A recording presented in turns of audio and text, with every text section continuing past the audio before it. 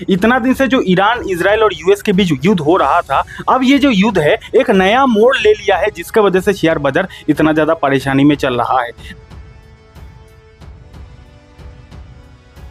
तो जी हाँ दोस्तों, शेयर बाजार बुरी तरीके से क्रैश हो चुका है। हम लोग बात करते हैं 1% 2% की गिरावट की, लेकिन आज का कहानी भैया एकदम अपोजिट हो चुका है। आज तो हमारा इंडियन मार्केट अगर देखा जाए तो मोटा मोटी 3.5% टूट चुका है।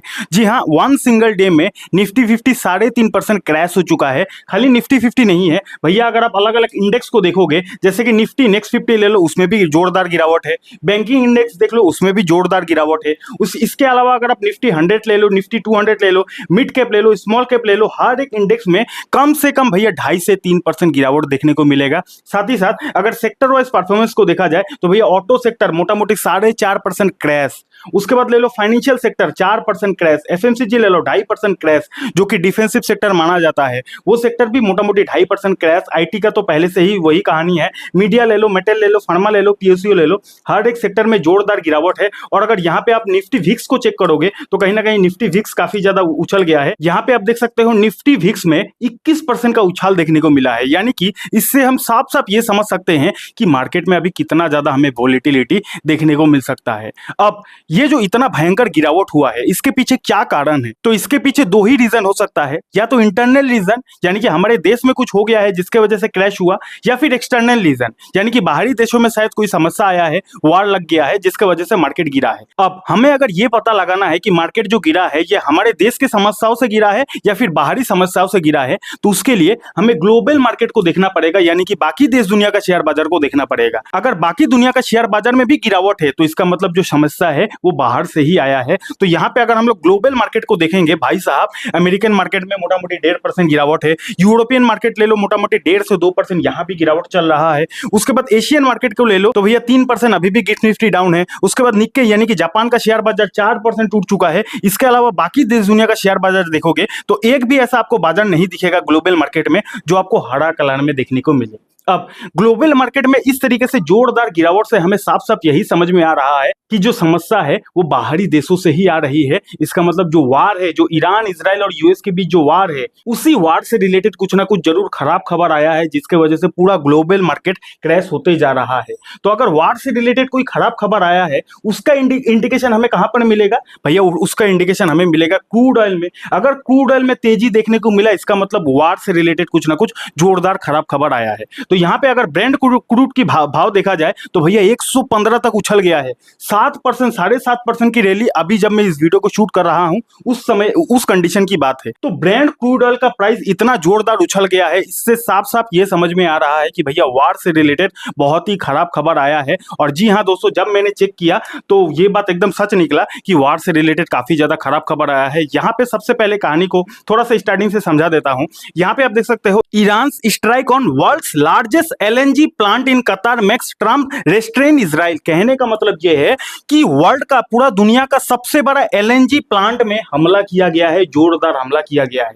तो सोच रहे हो, पूरा दुनिया का सबसे बड़ा जो एलएनजी का प्लांट है उसमें अगर हमला किया जाएगा, उसमें अगर कोई प्रॉब्लम आएगा तो उसका जो असर है पूरी दुनिया में दिखेगा। और उसके बाद ट्रम्प रेस्ट्रेन इजराइल, यानी कि ट्रम्प जो है इसको रोकने की प्रयास कर रहे हैं। तो एलएनजी प्लांट में जोरदार हमला किया गया है। उसके बाद यहाँ पे आप देख सकते हो, Iran war enters energy face, यानी कि ये जो ईरान, इजराइल और यूएस का वार है, ये वार जो है अब एनर्जी फेस में कन्वर्ट हो चुका है। इतना दिन क्या हो रहा था कि ईरान, इजराइल और यूएस के बीच खाली मिलिट्री बेसिस पर ही हमला हो रहा था, यानी कि अमेरिका या फिर इजराइल मिलकर ईरान के मिलिट्री बेस में हमला करता था और ईरान जो है वो इजराइल और अमेरिका का मिलिट्री बेसिस में हमला करता था। तो इतना दिन जो वार चल रहा था वो मिलिट्री और मिलिट्री के बीच में ही हो रहा था। लेकिन अब यहाँ पे आप देख सकते हो, Iran war enters energy face, यानी कि अब एनर्जी, ऑयल टैंकर्स, इन सब में हमला वगैरह होना शुरू हो गया है। ठीक है ना। उसके बाद यहाँ पे आप देख सकते हो, Saudi Qatar oil facilities hit as Iran war enters dangerous new phase, यानी कि ईरान अब डेंजरस न्यू फेज में एंट्री कर लिया है। मैंने बोला ना कि इतना दिन मिलिट्री में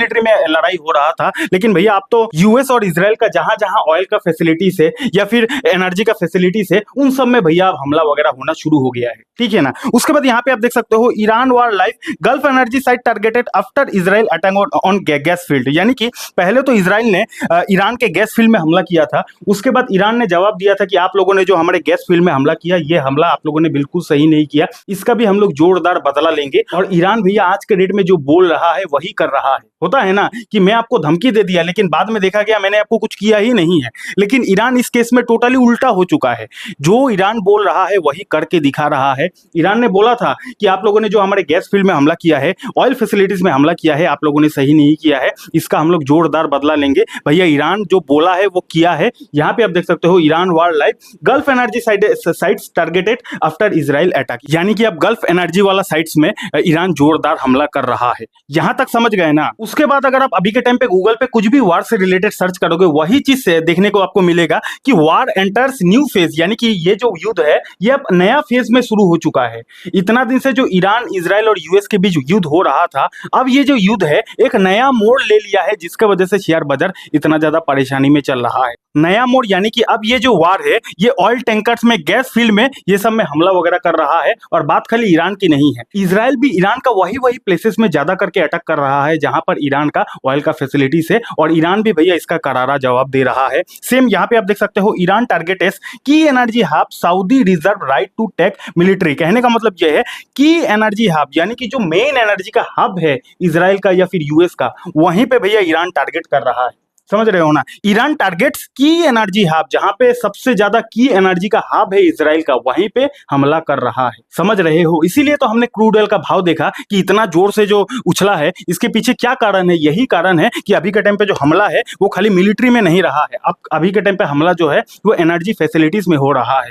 उसके बाद यहाँ पे आप देख सकते हो, Iran intelligence minister killed by Israel, यानी कि इजराइल ने जो है ईरान का इंटेलिजेंस मिनिस्टर जो है उसको खत्म कर दिया है। इजराइल यहाँ पे क्या दिमाग लगा रहा है कि ईरान का जो बड़े बड़े लीडर है उनको खत्म करना है। इजराइल और यूएस यहां पे दिमाग लगा रहा है कि ईरान का जो मेन आदमी है उसको पहले खत्म करो। तो देख रहे हो ना कि ईरान का जो इंटेलिजेंस मिनिस्टर है वो भी खत्म हो गया, इससे पहले ईरान का जो सुप्रीम लीडर था वो भी खत्म हो गया। तो यूएस और इजराइल मिलकर ये प्लान कर रहा है कि ईरान का मेन लीडर को खत्म करो। ईरान ये प्लान कर रहा है कि भैया यूएस और इजराइल का जो ऑयल हब है, एनर्जी हब है, उसको खत्म करो। ठीक है ना। तो ये जो वार है बिल्कुल भी सही दिशा में नहीं जा रहा है। साथ ही साथ कल रात को जो पावल जी है, इन्होंने और भी जले पे नमक डालने का काम कर दिया है। रेट कट का फैसला आने वाला था कि अमेरिका में रेट कट होगा या फिर नहीं होगा। US Fed meeting rates unchanged, यानी कि कोई भी कल रात को अमेरिका में रेट कट नहीं हुआ। तो कल पावेल जी का मीटिंग था, इन्होंने साफ साफ मना कर दिया कि भैया हम लोग रेट कट नहीं कर रहे हैं। और आने वाले समय का जो पॉसिबिलिटीज है वो भी उन्होंने निगेटिव बोला कि आने वाले समय में भी ऐसा सिचुएशन नहीं दिख रहा है कि हम लोग रेट कट करने वाले हैं। और ये स्टेटमेंट जैसे ही आ जाता है उसके बाद इसके वजह से भी कहीं ना कहीं इंडियन मार्केट हो, अमेरिकन शेयर बाजार हो, काफी ज्यादा परेशानी में दिख रहा है। बात अगर डॉलर टू आईएनआर की बात किया जाए, ये भी रिकॉर्ड लो पर चला गया है, यानी कि हमारा रुपीस का वैल्यू बदतर तरीके से गिर रहा है। यहाँ पे रिकॉर्ड टच करने वाला है, 93 को भी क्रॉस कर दिया है, जो चीज हमारे इकोनॉमी के लिए बिल्कुल भी सही नहीं है। गोल्ड की बात किया जाए तो यहाँ पे उल्टा कहानी चल रहा है। नॉर्मली देखा जाता है कि जब वार वगैरह चलता है तो गोल्ड में तेजी आती है, लेकिन भैया देख लो। तो इसीलिए मैं बार बार बोलता हूं कि शेयर बाजार को कभी भी फॉर्मूला मत बना लेना कि ऐसा होने से ऐसा ही होगा, ऐसा होने से ऐसा ही होगा। इसको फॉर्मूला मत बना लेना। देखा ना, वार चल रहा है, मार्केट गिर रहा है और गोल्ड भी गिर रहा है। ऐसा तो मैंने कभी देखा ही नहीं है। बिटकॉइन की बात किया जाए, बिटकॉइन भी गिर रहा है, यानी कि लगातार जो एसेट क्लासेस है उसमें हमें जोरदार गिरावट देखने को मिल रहा है। एफआईडीएस की एक्टिविटी की बात किया जाए तो इतना गंदा माहौल में भैया एफआईएस थोड़ी ना माल खरीदेगा। ठीक है ना। तो कुल मिलाकर कंक्लूजन इतना ही बोलूंगा कि भैया ये जो वार है अब मिलिट्री में नहीं रहा है। अब ये जो वार है gas facility, energy facility, oil का टैंकर्स, इन सब में हो रहा है। इजराइल ईरान के ऑयल टैंकर में मार रहा है, ईरान इजराइल के ऑयल टैंकर में मार रहा है। और ऑयल टैंकर्स में अगर हमला वगैरह होगा तो क्रूड ऑयल का भाव उछलेगा। क्रूड ऑयल का अगर भाव उछलता है तो ये तो पूरा दुनिया के लिए काफी ज्यादा नेगेटिव खबर है। इसलिए इतना ही बोलूंगा, सावधान रहे, सतर्क रहे। और as a long term investor आपको घबराना नहीं चाहिए, क्योंकि ऐसा जो मौका है, इस तरीके का जो सिचुएशन है, हमें काफी रेयर देखने को मिलता है। तो इसको as a long term investor आपको पॉजिटिवली सोचना चाहिए और इन्वेस्टमेंट का जो अपॉर्चुनिटी है वो आपको खोजना चाहिए। बाकी घबराना नहीं है। अगर घबराहट हो रही है, इस क्रैश से डर लग रहा है, तो उसके लिए आपके अंदर मोटिवेशन की कमी है। मोटिवेशन चाहिए तो भैया इस वीडियो को देख लो, या इस वीडियो को देखोगे मार्केट क्रैश से रिलेटेड आपको मोटिवेशन भी मिल जाएगा। और डीमेट अकाउंट नहीं है, डीमेट अकाउंट का लिंक आपको हमारे वीडियो के डिस्क्रिप्शन पर मिल जाएगा। बहुत बहुत धन्यवाद।